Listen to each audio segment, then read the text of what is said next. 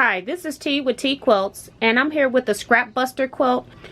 And I like Scrapbuster quilts because you can pick your starting sizes for your pieces depending on what you already have stashed.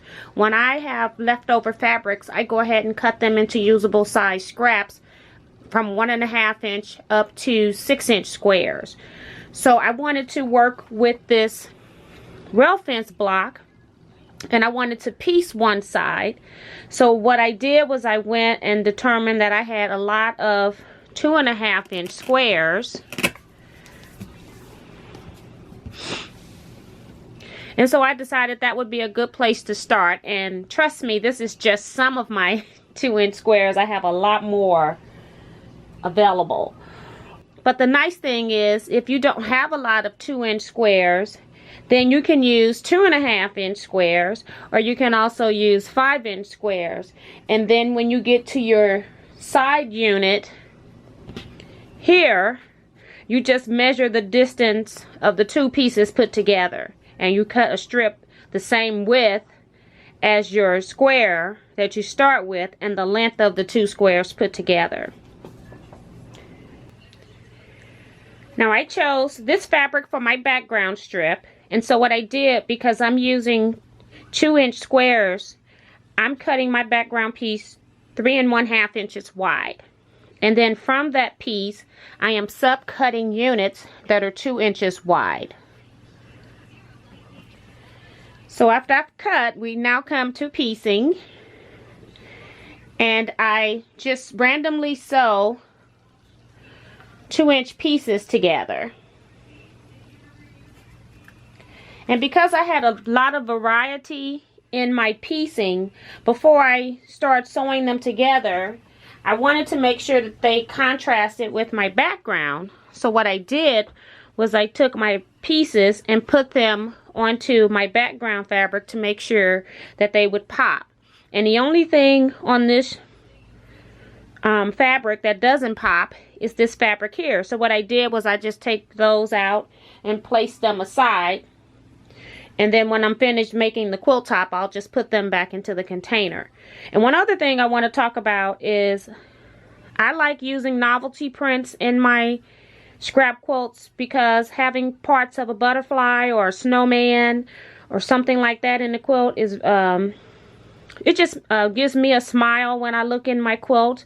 I might be having a bad day, so that kind of brightens my day. I have a whale right here. And I also use seasonal prints as well. This is a Christmas print. I will use Halloween prints. So I use all types of fabric. Long as the value works in my fabric, then I go ahead and do that.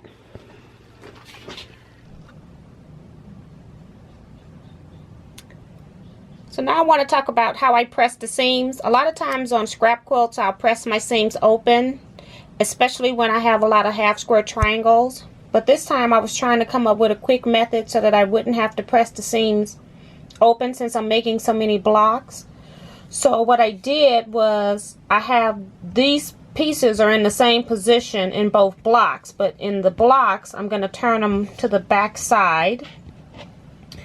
So you can see that I pressed half of the blocks with the connecting seam when I joined it to my background fabric. I have the seam going up, and then half over here where I have the seam going down. And whenever I had the seam going up, I pressed this seam towards that piece. And over here, when the seam is going down, I press the seam over toward my background piece.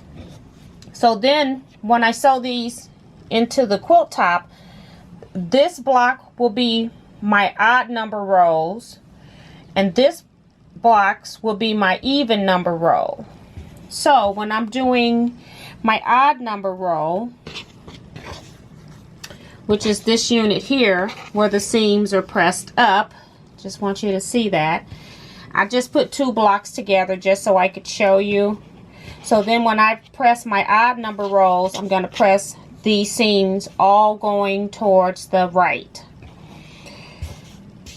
And then over here, when I press my other block row will start with this at the top and this on the side. And this will be my even number rows using where the back is pressed down and toward the background, and I'll show you the back of that. So the block is pressed down and toward the background, down and toward the background. And then what happens is when I determine now from my background that I can make 484 blocks, which is a 22 by 22 rows of blocks. So I will be piecing long rows with 20 blocks, but I just want to turn it to the other side just so you can see that when I press these seams to the left, all blocks in my even number rows will be going to the left, so that when I turn them and I get ready to put these together, all of the seams will abut the opposite direction, as you can see. So that's a little bit quicker than having me press the seams open so that they could all match up. So then I have a lot of these units that are sewn together, and it's very basic construction. It just goes together with orientating every other way. I just have 9 blocks here to show you how they would be laid out.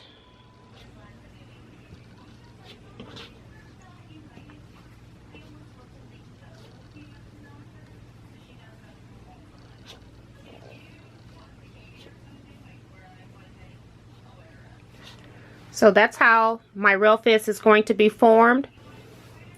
I already have 60 blocks laid out on my design wall. I'll take you there in the next clip.